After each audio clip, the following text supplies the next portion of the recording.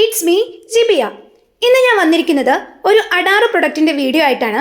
ഈ പ്രൊഡക്റ്റ് നമുക്ക് എല്ലാവർക്കും വളരെ യൂസ്ഫുൾ ആയിട്ടുള്ള ഒന്നാണ്. കൂടുതലും ഞാൻ പറയുന്നില്ല, നമുക്ക് വീഡിയോയിലേക്ക് പോകാം.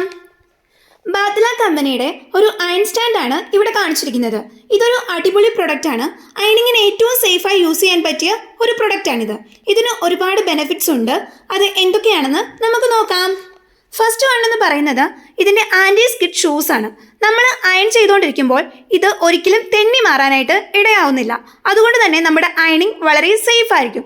പിന്നെ നെക്സ്റ്റ് ബെനിഫിറ്റ് എന്താണെന്ന് വെച്ചാൽ ഇതിൻ്റെ ഇന്നോവേറ്റീവ് വയർ മാനേജറാണ്. അതുകൊണ്ട് തന്നെ ഇതിൻ്റെ വയറ് നമുക്ക് അഡ്ജസ്റ്റബിൾ ആയിട്ട് ഉപയോഗിക്കാൻ സാധിക്കും. ഇത് കൂടുതലായിട്ട് പുറത്തോട്ടോ അകത്തോട്ടോ എങ്ങനെയെന്ന് വെച്ചാൽ നമുക്ക് അയൺ ചെയ്യുമ്പോൾ ഇത് ഹെൽപ്ഫുൾ ആയിരിക്കും.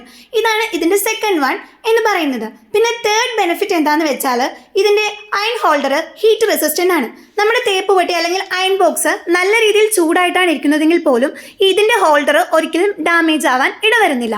പിന്നെ അടുത്ത ബെനിഫിറ്റ് എന്ന് പറഞ്ഞാൽ ഇതിന് നമ്മൾ അയൺ ചെയ്യുന്ന ഡ്രസ്സസ് നമുക്ക് കീപ്പ് ചെയ്യാനായിട്ട് ഇതിൽ തന്നെ ഒരു ട്രേ നൽകിയിട്ടുണ്ട്.